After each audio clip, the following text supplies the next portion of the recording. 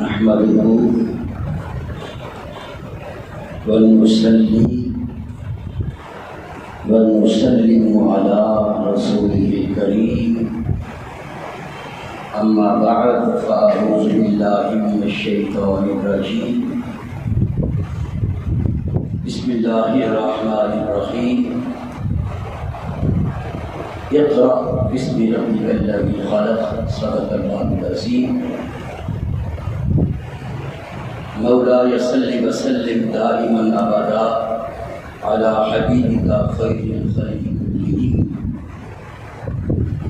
محمد سيد الكونين والثقلين والفريقين من عرب ومن عجم. نہایت ہی واجب الاحترام مقتدر اساتذہ اور عزیز طلباء، آج ٹیچر ڈے یوم استاذ کے موقع کی مناسبت سے میں دارالعلوم نوریہ رضویہ کے ایوان علم میں اپنی علمی بے بذاتی کے اعتراف کے ساتھ کھڑا ہوں. اس سے پہلے کہ میں اپنے موضوع پر رہنمائی کروں، اس ہستی کا ذکر کیے بغیر رہ نہیں سکتا جس ہستی نے قوم و ملت کو ایک عظیم سرمایہ کے ساتھ نوازا ہے. میری مراد پیر طریقت، راہبر رشد و ہدایت، عظیم استاذ، عظیم مربی، عظیم محسن اور محسن اہل سنت حضرت علامہ مولانا پیر سید ہدایت رسول شاہ صاحب قادری رحمۃ اللہ علیہ ہے. سر پہ سجا کے ستاروں کا تاج رکھتا تھا، سر پہ سجا کے ستاروں کا تاج رکھتا تھا، زمین پہ بھی فلک کا مزاج رکھتا تھا. آنکھوں کو اشک کو تاثیر دے گیا، وہ ایک شخص ہمیں عشق کی جاگیاں دے گیا. اور یاد رکھیے، یہ مقام ایسے ہی ملا نہیں کرتے اور نہ ہر کوئی سید ہدایت رسول بن سکتا ہے. اصل میں ان کی ذات پر ذات مصطفیٰ کا پہرا تھا. سچی بات ہے. کیا جگر نے کہا تھا، میرا کمال فن تو بس اتنا ہے اے جگر، وہ مجھ پہ چھا گئے میں زمانے پہ چھا گیا. حقیقت بات ہے، ان کی ذات گرامی پہ نبی پاک صلی اللہ علیہ وسلم کی ذات کا پہرا تھا. جدھر بھی گئے ہیں قبلہ شاہ جی، کامیابیوں نے ان کے قدم چھوئے، اس لیے کہ وہ جو بھی کرتے تھے اپنے نفس کے لیے، اپنی ذات کے لیے نہیں کرتے تھے، وہ مصطفیٰ کریم کے دین کے لیے کرتے تھے. اس لیے جہاں بھی گئے ہیں کامیابیوں نے ان کے قدم چھوئے ہیں. دعا ہے اللہ تعالیٰ ان کی مرکز پہ داد رحمتوں کا نصیب فرمائے. آج کے دن کی مناسبت سے جو موضوع ہے یہ اپنی نوعیت کے اعتبار سے بڑا مفید، ممتع، ضخیم، طویل اور مختلف الجہات ہے. لفظ استاذ بڑی تقدیس و تطہیر کا مظہر ہے. اس کے کچھ اور بھی مترادفات ہیں. معلم، مربی، مصلح، مرشد، یہ سب استاذ کا درجہ رکھتے ہیں. ایک سوال سے میں بات شروع کروں گا، نہایت مختصر سے پیرائی میں بات کروں گا. ایک سوال، مجھے بتائیے کتنے نبی آئے؟ بولیے. 1,24,000. سب نبی معلم بن کے آئے، سب نبی استاذ بن کے آئے، سب نبی مرشد بن کے آئے، سب نبی مصلح بن کے آئے، سب نبی مربی بن کے آئے. سب نبی معلم بن کے آئے. کتنے معلم کتنے نبی بولیے؟ 1,24,000. اور کتابیں کتنی آئیں؟ 4. اگر صحائف کو بھی شامل کیا جائے تو شرح و فقہ اکبر کے مطابق 104 کل کتابیں اور صحائف ہیں. ادھر 104 کتابیں یا صحائف اور نبی کتنے آئے؟ 1,24,000. اب یہی سے اندازہ لگا لیں کہ استاذ کی کتنی اہمیت ہے. یہی سے اندازہ لگائیں معلم کی کتنی ضرورت ہے. 104 کتابیں ہیں اور معلم نبی آئے 1,24,000. اگر تھوڑا سا فرق نکالا جائے کتابوں اور انبیاء کی تعداد کا 1,23,896 عدد کا فرق ہے. یہیں سے اندازہ ہو جاتا ہے کیا کتاب سے پڑھ کر استاذ کی ضرورت بھی ہے اور اہمیت بھی ہے. قرآن کریم کی مثال کو لے لیں. بالفرض اگر قرآن آتا رسول اللہ نہ آتے تو قرآن سمجھ میں آتا؟ بولیے. قرآن امت کے لیے ضروری ہے لیکن یاد رکھیے قرآن ضروری ہے مگر قرآن سے پڑھ کر رسول اللہ جو معلم کائنات ہے، معلم انسانیت ہے، جو معلم قرآن ہے، ان کا وجود امت کے لیے قرآن سے پڑھ کر ضروری ہے. پتہ چل گیا کتابیں کم بھی ہوں مگر استاذ کی صحبت میسر ہو تو بات بن سکتی ہے. کتابیں زیادہ ہوں استاذ کا دامن نصیب نہ ہو تو وہ قوم علمی طور پر بانی ہو جاتی ہے. اس لیے کتاب سے پڑھ کر جو ہے وہ معلم، استاذ، مرشد، مصلح اور مربی کے وجود کی اہمیت ضرورت زیادہ ہے. اس لیے وہ قومیں بانی ہو جاتی ہیں جن کے پاس استاذ کا وجود نہ رہے. کتابیں جتنی بھی ہوں شکر ہے اللہ تعالیٰ نے اس امت کو کتاب بھی عطا کی ہے اور سرکار نبی کریم علیہ السلام تسلیم کے دنیا سے ظاہری پردہ کر جانے کے بعد جو ہے اللہ تعالیٰ نے اولیاء اور علماء کی صورت میں ہمیں معلمین بھی عطا کی ہے.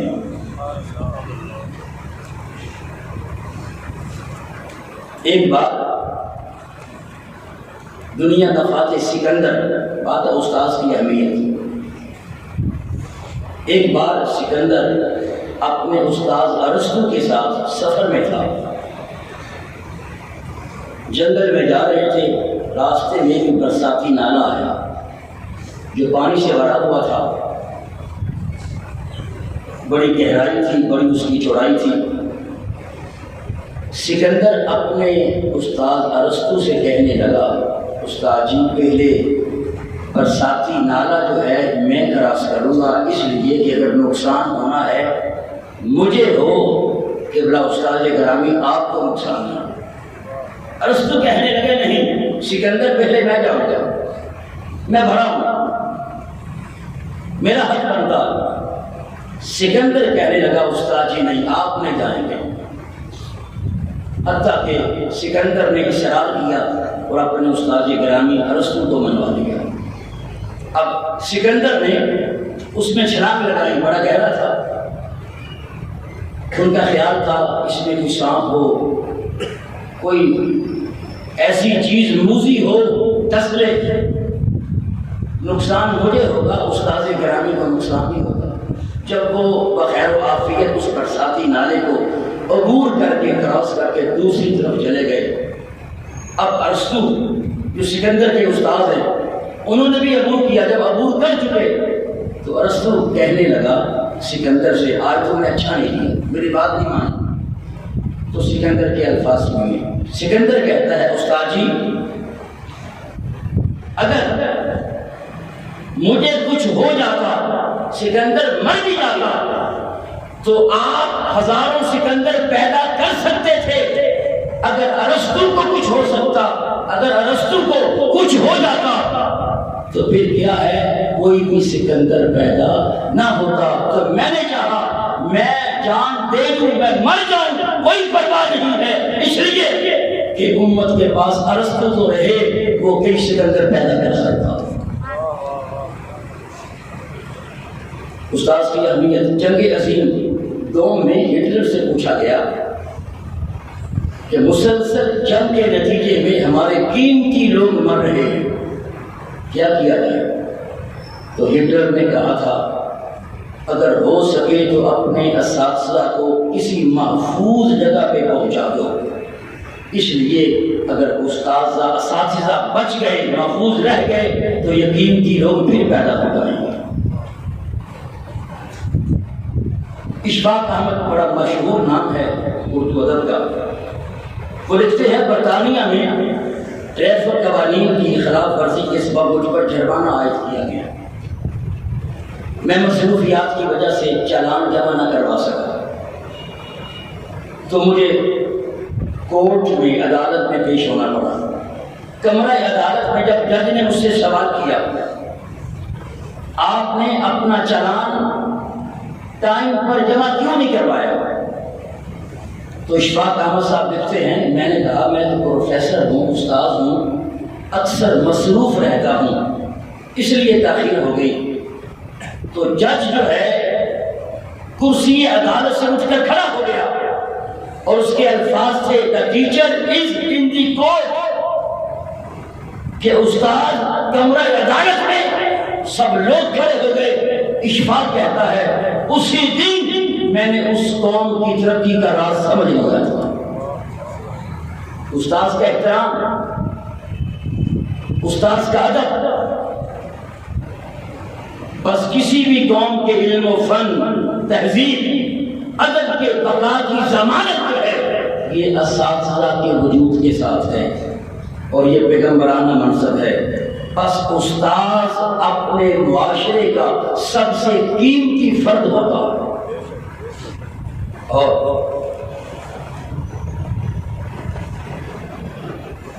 علامہ اشتری حقی نے روح البیان نے لکھا ہے، سکندر سے پوچھا گیا کیا وجہ ہے آپ اپنے والد گرامی سے بڑھ کر اپنے اساتذہ کی تعظیم کرتے ہیں؟ اور علماء نے لکھا ہے جسمانی باپ سے بڑھ کر روحانی باپ کا مقام زیادہ ہے۔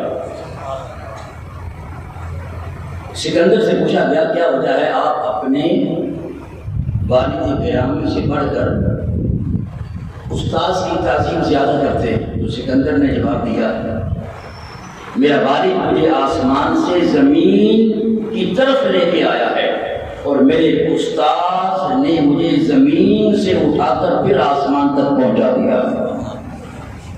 اور اسی بات کو علامہ ڈاکٹر محمد اقبال رحمۃ اللہ تعالیٰ نے اس طرح کیا ہے، برقے گل پہ رکھ گئی شبنم کا موتی باد صبح، وجہ کے ساتھ برقے گل پہ رکھ گئی شبنم کا موتی باد صبح، اور چمکاتی ہے اس موتی کو سورج کی کرن۔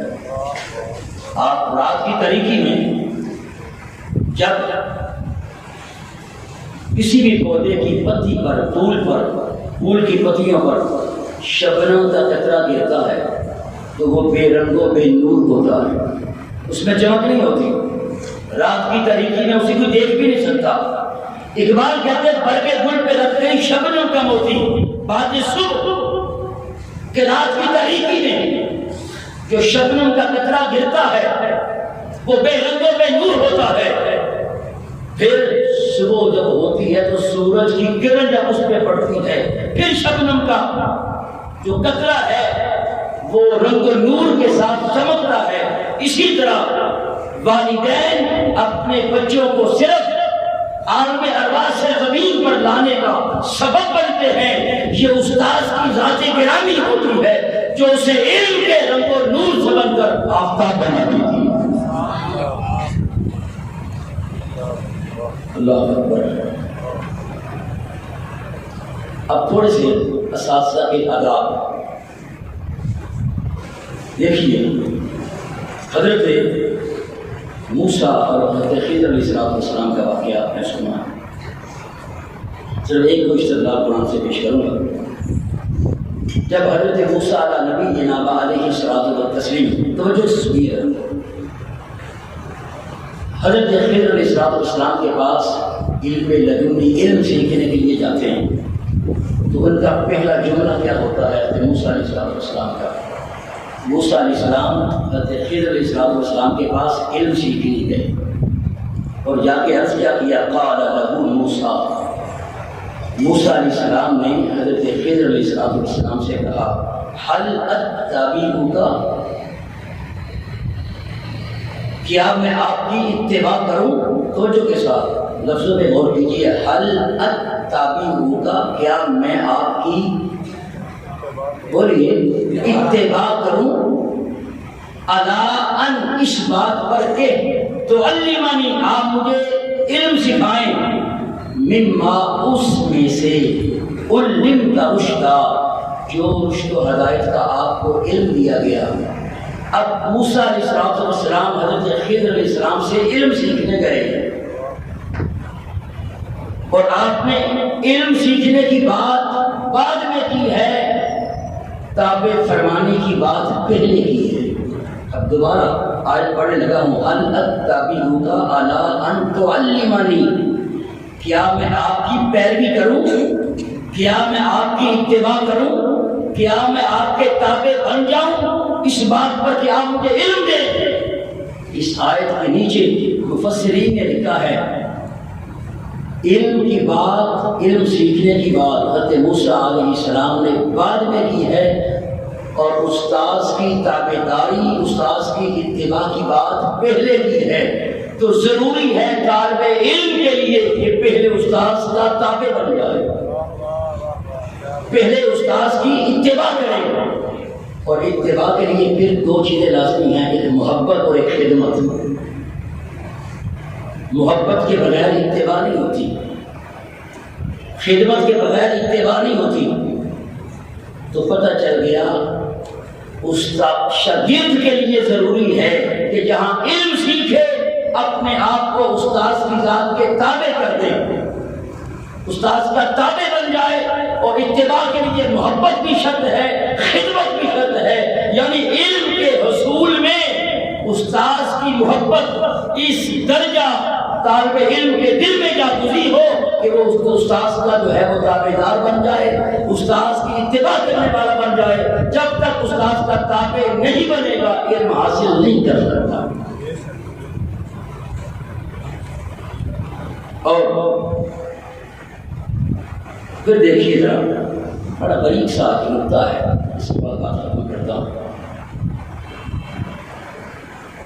آج استاد تھوڑا سا جڑ کے دے شاگرد کو پتہ کیا کرتا ہے، سامنے تو کچھ نہیں کہتا، بعد بچے سامنے جو ہے وہ منہ لٹکا دیتے ہیں. ایسے لگتا ہے جیسے بچہ یہ ظاہر کر رہا ہے کہ میں نے فیل کر لیا ہے. یاد رکھیے استاذ کے سامنے یہ تیرا احساس مر جانا چاہیے. پھر استاذ نے میری بےعزتی کر دیا. بلکہ میرے ساتھ ایک واقعہ پیش ہے. 5ویں کلاس تھی، سٹی گریور میں پڑھاتا تھا. ایک بچی تھی 5ویں کلاس کی. 5ویں کلاس کا بچہ کیا ہوتا ہے، کلاس شور مچا رہی تھی. جب میں کلاس میں گیا تو میں وہ بچی مانیٹر تھی، آمنہ اس کا نام تھا، مجھے ٹھیک رہتا ہے. یہ غالباً 2003 کی بات ہے. تھوڑی دیر کے لیے میں پڑھایا اسکول میں، تو میں نے اس بچی کو تھوڑا سا ڈانٹا. آپ کو پتہ نہیں آپ مانیٹر ہے تو کلاس شور مچا رہی. جب میں پیریڈ کے بعد باہر نکلا تو وہ بچی میرے پاس آئی، کہنے لگی سر آپ نے میری انسلٹ کر دی. بندہ مسجد میں کھڑا، تو بات بنا کے پیش نہیں کر رہا، ایسے ہی ہوئی. سر آپ نے میری انسلٹ کر دی ہے. میں نے دل میں کہا شکر ہے تو نے مجھے کھڑی ہو کے کلاس میں کہہ دیا باہر آ کے کہا.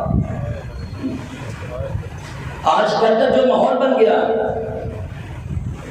لیکن یاد رکھیے استاد چھڑکے، تربیت کے طور پہ کہہ رہا ہوں، استاد چاہے جھڑکے زجر و توبیخ کرے، مارے۔ استاذ مرشد ہوتا ہے، طالب علم کو چاہیے استاذ کے ہاتھوں میں ایسے ہو جائے جیسے مردہ غسال کے ہاتھوں میں ہوتا ہے۔ مرزا بدر جانے جانا، استاد آپ کو اپنی ذات کے لیے کبھی نہیں مارتا، یاد رکھیے۔ مرزا بدر جانے جانا کا ایک خادم تھا اور آپ بڑے نازک مزاج تھے، بڑے اللہ کے ولی ہوئے، وہ آپ کو پنکھے سے ہوا دیتا ہے۔ اس نے تھوڑا سا تیز ہاتھ ہوا دینے کہنا، ہاں اڑا دے اڑا دے اڑا دے، ہلکا سا ہاتھ ہلکا ہو جانا کہنا، ہاں تیرے ہاتھ سوکھ گئے۔ جب ان کا آخری وقت آیا، آپ نے اپنے خادم کو بلایا، فرمایا آج تک میں نے تجھے جو بھی کہا ہے خدا کی قسم میں نے اپنی ذات کے لیے نہیں کہا، تیری تربیت کے لیے کہا۔ استاد اپنی ذات کے لیے نہیں کہتا، آپ جانتے بھی نہیں ہوتے استاد اس وقت کس پہلو سے آپ کی تربیت کر رہا ہوتا ہے۔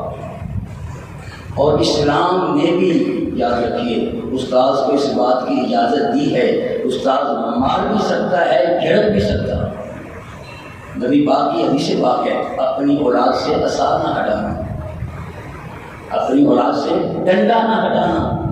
آج میڈیا جو کہہ رہا ہے مار نہیں صرف پیار، اس پیار کی وجہ سے سکولوں کالجوں کے اور مدارس کے جو رزلٹ ہے وہ انتہائی متاثر ہوئے۔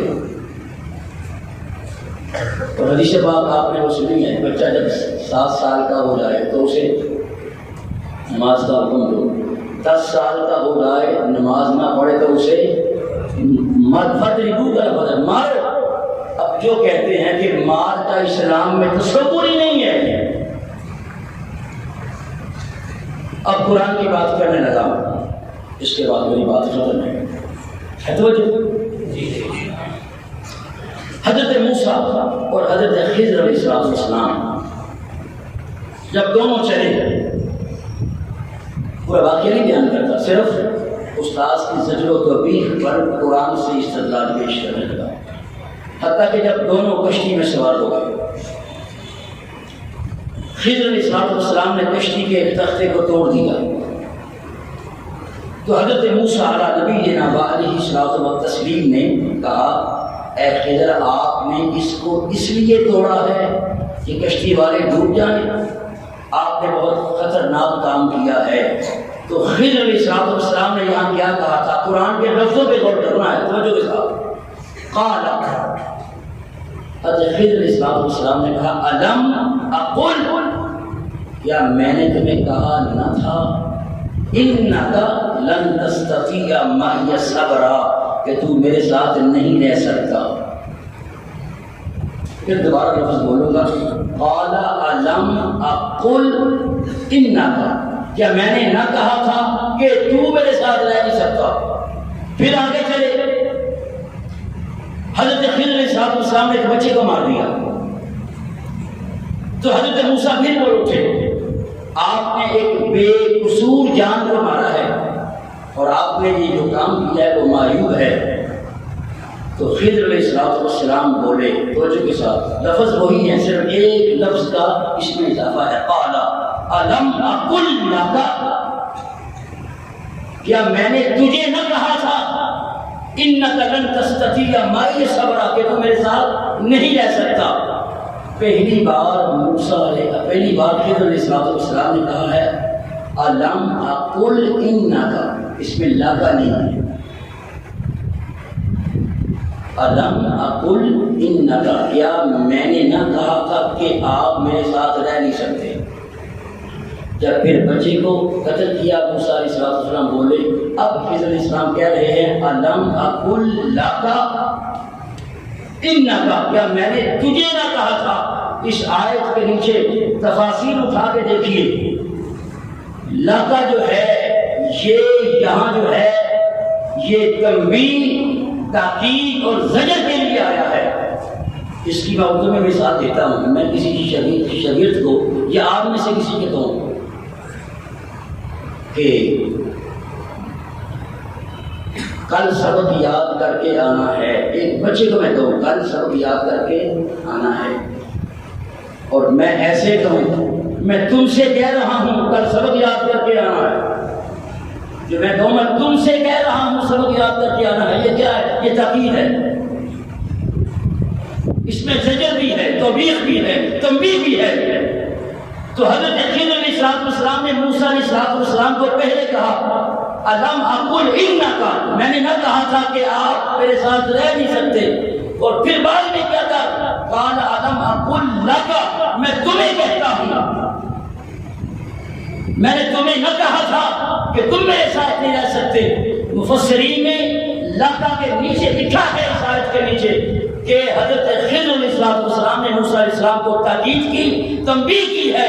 تو اس آیت سے فقہاء نے استدلال کیا ہے استاد جو ہے بچے کو زجر و توبیخ بھی کر سکتا ہے، گرفت بھی سکتا ہے. اس کو شاگرد جو ہے اس کا حق نہیں بنتا کہ کسی بھی طور پر یہ احساس پیدا کرے کہ استادوں نے مجھے گرفت دیا.